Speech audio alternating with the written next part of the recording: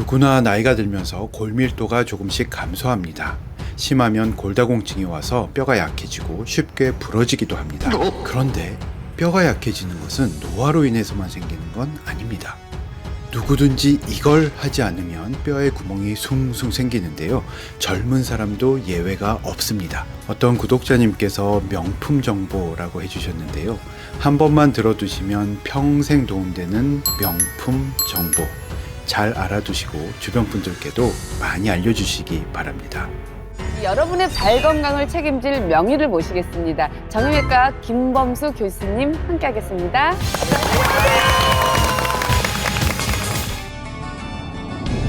안녕하세요. 치료의 원칙을 알려드리는 김범수 교수의 발편한 세상입니다. 먼저 문제를 하나 드리겠습니다. 틀린 그림 찾기인데요. 이 두 사진을 보시고 뭐가 다른지 한번 맞춰보세요. 40대 남성이고요. 5개월의 차이를 두고 찍은 같은 사람의 발 엑스레이 사진입니다. 천천히 한번 보시죠.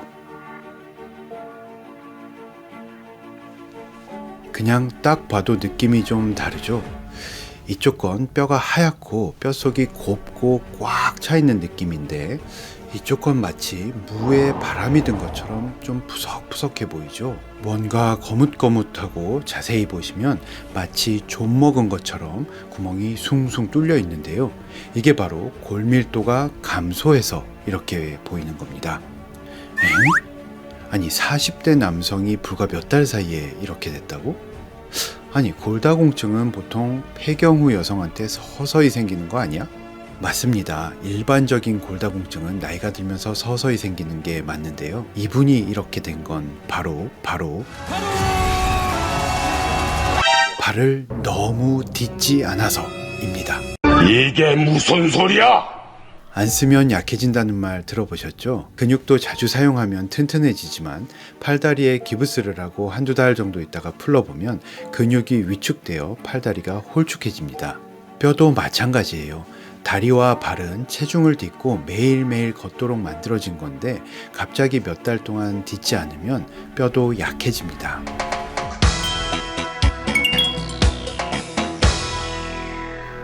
뼈는 한 번 생기면 죽을 때까지 그대로 있을까요? 그렇지 않습니다. 겉으로 보기엔 그대로지만 속에서는 살아있는 조직이기 때문에 계속 변하고 있습니다. 뼈에는 파골세포라고 해서 뼈를 계속 갉아먹는 세포가 있고요.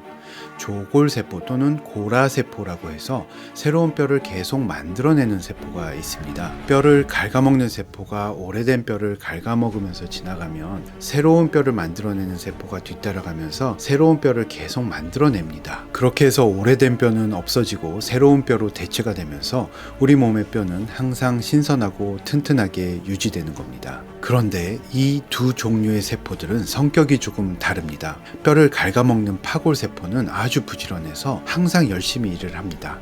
그런데 뒤따라가면서 새로운 뼈를 만들어내야 되는 고라세포는 안타깝게도 약간 게을러서 기회만 있으면 일을 안 하고 놀려고 합니다. 앞에 환자는 뼈가 부러졌었는데 뼈가 다 붙어서 의사가 괜찮다고 이제 걸으시라고 했는데 환자가 계속 아프다고 하면서 안 걸으신 거예요. 새로운 뼈가 만들어지려면 체중을 싣고 딛고 걸어줘야 됩니다. 그런데 갑자기 오랫동안 안 딛으니까 어떻게 되겠어요? 뼈를 만들어내야 할 고라세포들은 게으르기 때문에 아싸 이제 별로 필요가 없나 보네 하고는 뼈를 잘 만들어내지 않습니다. 그에 비해 뼈를 갉아먹는 세포는 부지런하기 때문에 계속 뼈를 갉아먹어서 뼈의 구멍이 숭숭 뚫리는 겁니다. 이렇게 쓰지 않아서 딛고 사용하지 않아서 골밀도가 감소하는 것을 불용성 골감소증이라고 합니다.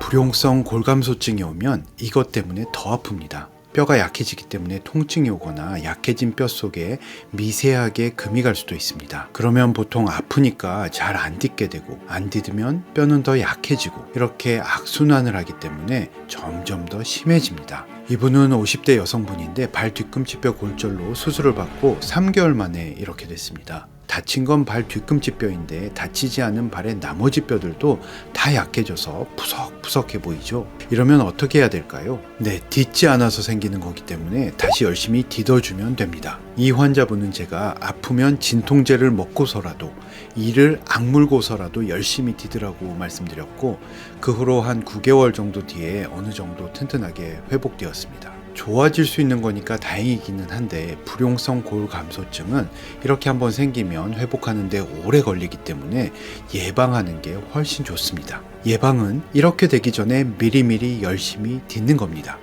병원에서 딛어도 된다라고 하면 그때부턴 열심히 딛으셔야 됩니다. 환자마다 상태가 다르고 제가 보지도 않고 책임질 수가 없기 때문에 반드시 주치의 선생님께 딛어도 되는지 여쭤보고 딛으세요. 아직 다 낫지 않아서 통증이 약간 있더라도 주치의 선생님께서 딛어도 된다라고 했고, 통증의 정도가 참을 만한 정도이면 그냥 그러려니 하고 좀 묻어두시고 열심히 딛고 걷는 게 오히려 회복을 빠르게 할 수 있는 방법입니다. 간혹 보험이나 다른 보상 문제로 일부러 입원도 좀 오래 하고 계속 아프다고 하면서 안 걸으시는 분들이 있는데, 그러다가 불용성 골감소증까지 오면 훨씬 더 고생하시기 때문에 어느 정도 낫고 나면 재활에 소홀하는 일은 절대로 없어야 하겠습니다. 이번 영상에서는 불용성 골감소증에 대해서 말씀드렸는데요. 사실 뼈뿐만 아니라 근육도 그렇고 뇌도 그렇고 자꾸 사용해 주는 것이 오랫동안 건강하게 유지하는 비결입니다. 할 수 있는 범위 내에서 운동도 열심히 하시고 활기차게 사시기 바랍니다. 지금까지 치료의 원칙을 알려드리는 김범수 교수의 발편한 세상이었습니다. 감사합니다.